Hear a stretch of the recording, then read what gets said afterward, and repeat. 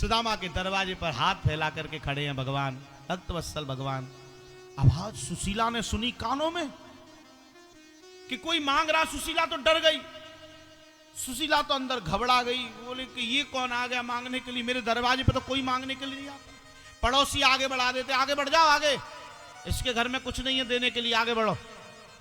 पड़ोसी कुछ मांग, सुशीला तो डर गई। और दूं क्या, सब बर्तन खाली पड़े हैं, घर में कुछ है नहीं देने के लिए।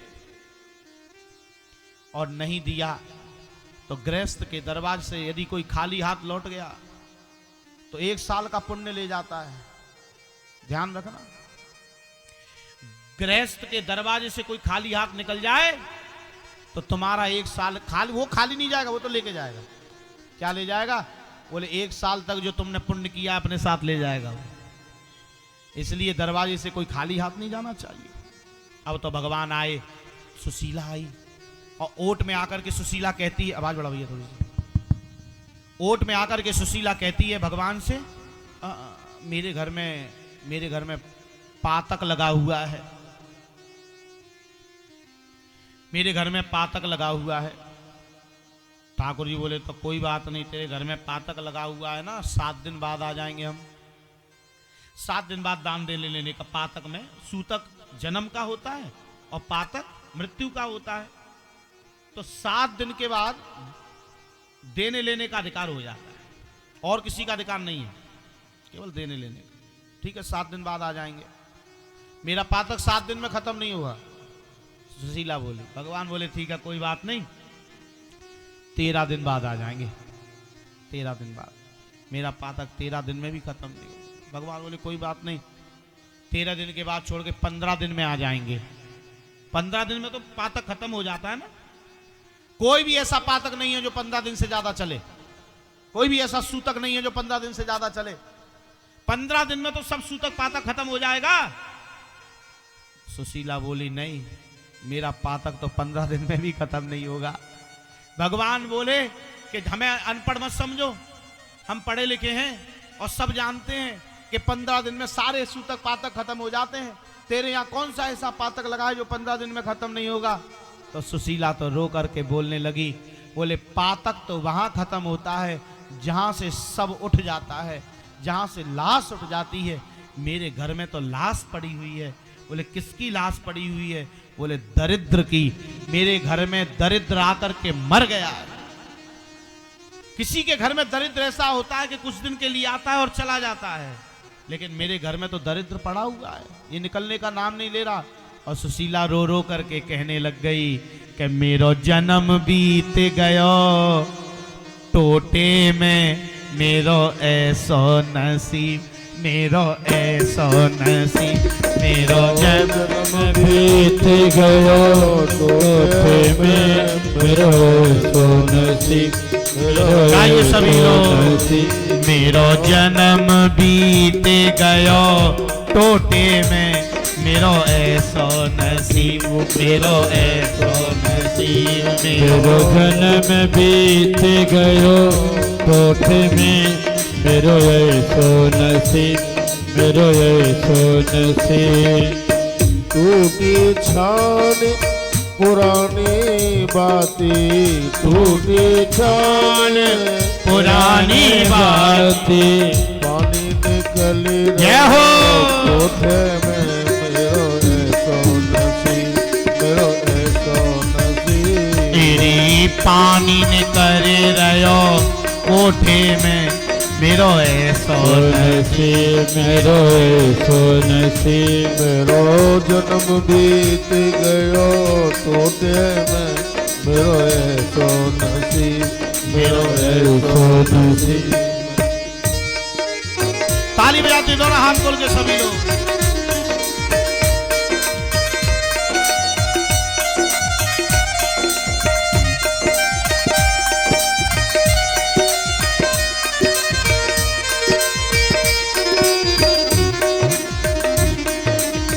टूटो गयो कठौती फूटी, टूटो गयो कठौती फूटी, पानी निकल रहो लोटे में, मेरो ऐसो नसीब, मेरो ऐसो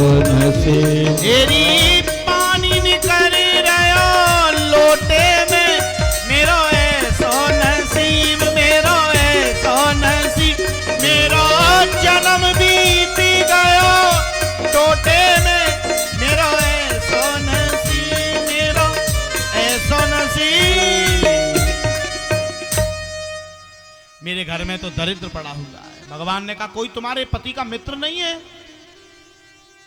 एक मित्र के सहारे आता है, एक मित्र की मदद करता है, कोई तुम्हारे पति का मित्र नहीं है? खुद ही तो बोल रहे थे, और कौन बोल रहा था? है? हाँ, धीरज धर्म मित्र और नारी आपत काल परखी है। कोई मित्र तो होगा? बोले हाँ। बोले कौन है? बोले द्वारिका के राजा द्वारिकाधीश। तो ठाकुर जी बोले कि जाता क्यों नहीं है उनके पास में? एक बार अपने मित्र के पास जाए। बोले द्वारकाधीश के, भगवान स्वयं अपनी बड़ाई कर रहे हैं, बोले द्वारकाधीश के दरवाजे से कोई खाली हाथ नहीं लौटा है, एक बार भेज तो सही उनको। तेरे दरबार आली की निराली शान ये देखी, तेरे दरबार आली की निराली शान ये देखी कि खुद सकावत तेरी गलियों में चक्कर काट दे देखी। बढ़ाया जिसने अपना कर तेरे दरबार में मालिक, बढ़ाया जिसने अपना कर तेरे दरबार में मालिक, तुझे देते नहीं देखा मगर झोली भरी देखी।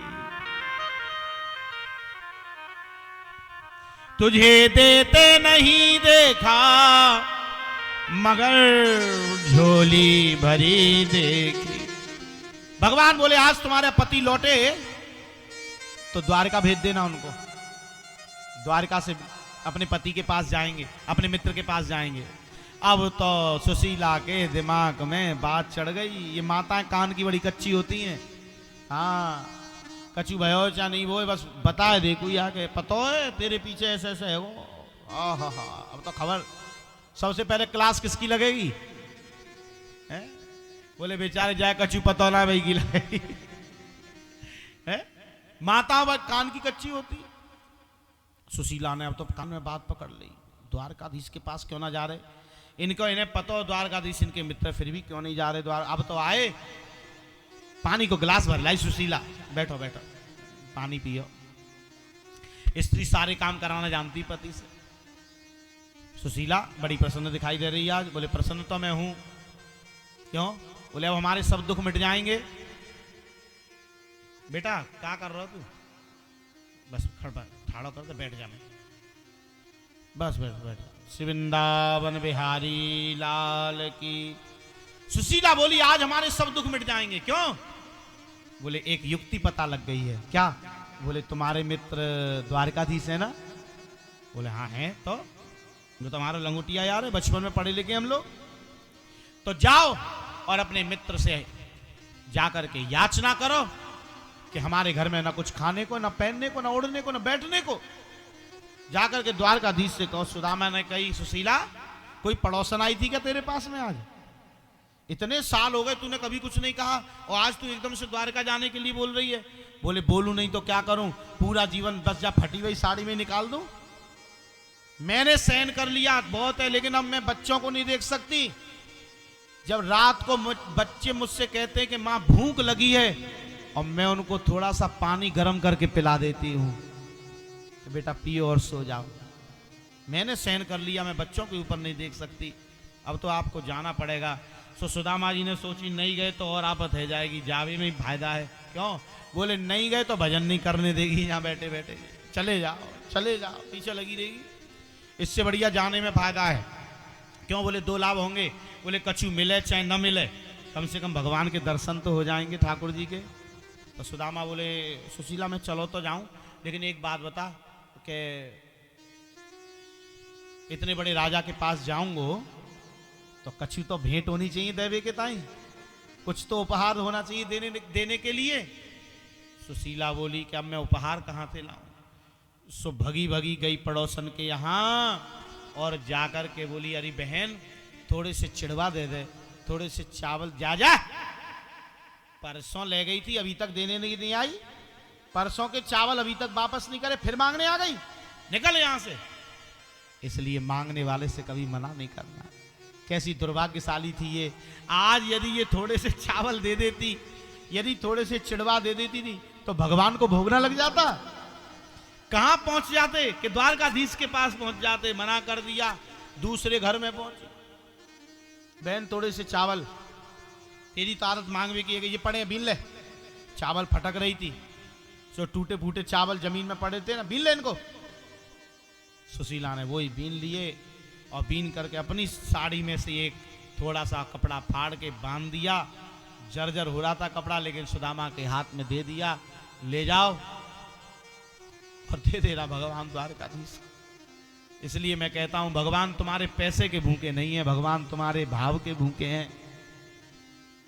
पैसे कमाने वाले तो न जाने कितने आए और कितने चले गए और कितने हैं अभी भी, भगवान भाव के भूखे हैं। सुशीला ने चावल दे दिए, ले जाओ। सुदामा बोले चावल तो ले जाऊं, एक काम कर, एक कपड़ा और दे दे कोई। क्यों? बोले एक कपड़ा नहावे काजे चाहिए, तो एक कपड़ा नहावे के बाद पहनवे काजे तो चाहिए। सुशीला में गुस्सा आएगी, बोले जावे के बहाने बना रहे हो। सुशीला गुस्सा में बोली मेरे बाप की फैक्ट्री चल रही है, सो कपड़ा दे दूं तुम्हें। सो कंधा पे जो कपड़ा पड़ो वही खींच के और फाड़ के 2 टुकड़ा कर दिए, जाओ एक ते नहा लियो और एक ते फिर नहा के पहन लियो, ले जाओ। सुदामा चले द्वारका की ओर, चावल की पोटली हाथ में, और सुदामा चले तो द्वारिका बहुत दूर है, द्वारिका जाए कैसे, रास्ता पूछते भय जा रहे हैं सुदामा। सो बीच में कोई मिल गया, भैया ये द्वारका का जी रास्ता जाएगा का, जी रास्ता द्वारका जाएगा क्या? सुबह ने ऊपर से लेकर नीचे तक देखी, हड्डी हड्डी निकल रही है सुदामा की। बोले जय शरीर लेके द्वारका जाओगे का? बोले जय शरीर लेके जाएंगे भैया। बोले तो ना पहुंच रहे द्वारका तुम? कहूं रास्ता में ही गोविंदाय नमो। सुदामा बोले भैया उपदेश मत करे, तो रास्ता पता हो तो बता। हाँ, जैसे ही भगवान की ओर आप आगे बढ़ेंगे ना, तो फिर धर्म के उपदेशक बहुत मिल जाएंगे, धर्म के विवाह करने वाले बहुत मिल जाएंगे, जिससे लोग रास्ता भटक जाते हैं। आगे रास्ता ही नहीं है कोई। दुनिया भर के पंथ चल गए, दुनिया भर के नाना प्रकार के पंथ चल गए, लोग उन पंथों से जुड़ते हैं, आगे कोई रास्ता नहीं, लौट के आना यहीं पड़ता है लोगों को। इसके बिना काम चलेगा नहीं, भगवान के बिना काम चलने वाला नहीं है प्रभु प्रेमी। अब तो सुदामा चले द्वारका, नेक और आगे चले तो खाड़ी मिल गई, नदी मिल गई। अब नदी पार कैसे करें? सो भगवान केवट बन के आ गए। एक समय था जब रामावतार में केवट ने भक्त ने भगवान को पार किया था, आज भगवान भक्त को पार करें, केवट बन के आ गए। लेकिन बोले नहीं ठाकुर जी कछु, चुपचाप बैठ गए। और सुदामा जी तो नदी के किनारे खड़े हैं कि भगवान को बुला रहे कि नदी कैसे पार करें, अब है कैसे पार करें? पूछ को महीना कड़ाकेदार ठंड पड़ रही है, नदी में कैसे कूद के तैरें?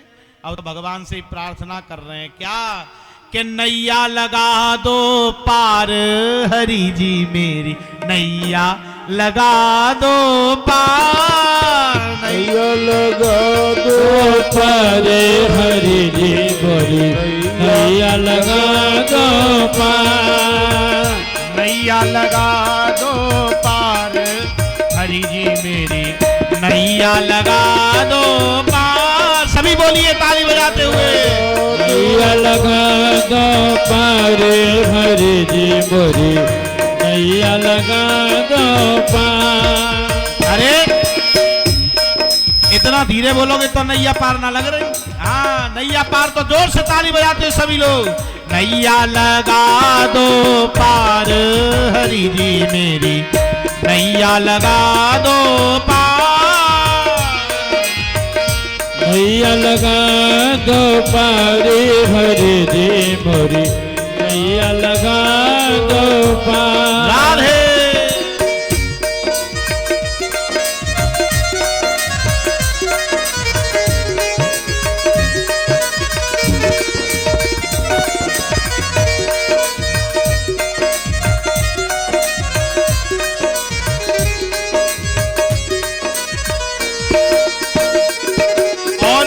जानैया में 4 चोर हैं, जानैया में 4 चोर हैं, जानैया में 4 चोर हैं, जानैया में 4 चोर हैं, काम क्रोध मद लोभ, हरि जी मेरी नैया लगा दो पार, क्रोध मद लोभ, हरि जी मेरी नैया लगा दो पार।